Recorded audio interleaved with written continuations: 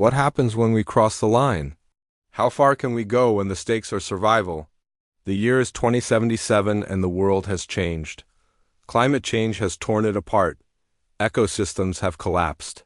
Resources are drained. Survival is a privilege not everyone can afford. On one side, we have the old world, a radiation-filled wasteland where the poor are abandoned to fend for themselves against gangs, toxic creatures, and starvation. On the other side, the lucky few live in the new world, a collection of fortified cities protected by towering walls, deadly traps, and armed guards. Within these citadels, the elite enjoy relative peace, security, and most importantly, fertile land. But they're still miles away from the lush landscapes of the past. Even the privileged aren't safe. Every part of their lives is strictly controlled by the government. Marriage, food, sex, energy, all of it. But the ultimate restriction is reproduction. Childbirth is outlawed in the New World, punishable by exile to the Old World or worse. To be granted permission to have a child, couples must pass a series of tests to ensure they're fit to raise a child. But these assessments are more like job interviews than medical evaluations. It's not uncommon for hopeful parents to spend months preparing for them. And even then, there's no guarantee of success. One day, Mia is swimming in the artificial sea when she hears her mother calling her from the shore. Startled, she freezes, then in a blink, her mother vanishes. Terrified, Mia kicks through the water with all her strength, desperate to reach the lifeguard station. But when she breaks the surface, everything changes. The sun beats down on her face. Her skin is scratched and bleeding. She coughs, spitting out salt water. When she looks back, the lifeguard station is nowhere to be seen.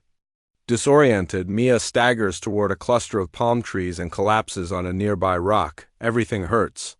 She's thirsty, exhausted, and a terrible feeling of foreboding washes over her. Suddenly, she remembers her smart bracelet vibrating on her wrist, warning her to return home. She fumbles to remove it, but her fingers don't cooperate. Her vision blurs. As darkness envelops her, she kicks out wildly, knocking herself out cold. Mia wakes up in her own bed, relieved to be home. She thinks back to her swim and realizes what she just lived was nothing but a haunting memory. Unsettled, she gets up and steps into a glowing room.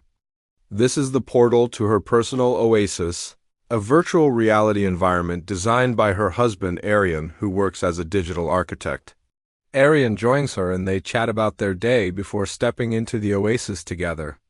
Their home is a marvel of technology, equipped with a smart AI that monitors every aspect of their lives, from temperature and humidity to food supplies and potential threats, but the AI's primary purpose is to monitor their health and well-being.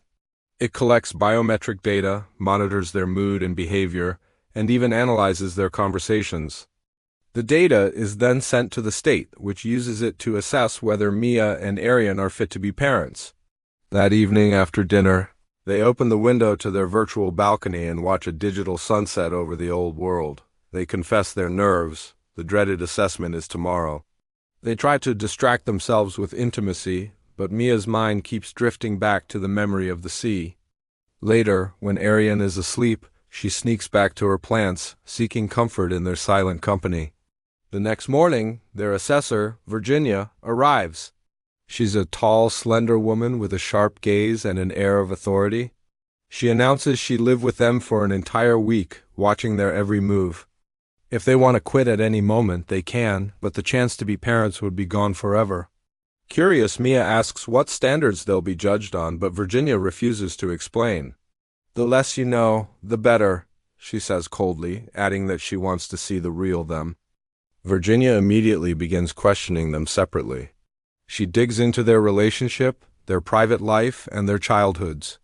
Mia admits her mother and sister were sent to the old world when she was very young, leaving her with only faint memories. Virginia seizes on this, noting her mother was a dissident, and wonders if Mia secretly harbors dangerous thoughts about the state. Mia quickly denies it, insisting she is loyal. Virginia's presence hangs heavy in the air, a constant reminder of the stakes involved. Mia and Arian try their best to maintain their normal routine, but they can't shake off the feeling of being watched. Each interaction with Virginia is a test, each conversation a hurdle to clear. The questions Virginia asks are deceptively simple, but behind each question lies a deeper probe into their thoughts, feelings, and reactions. Thanks for watching and see you soon.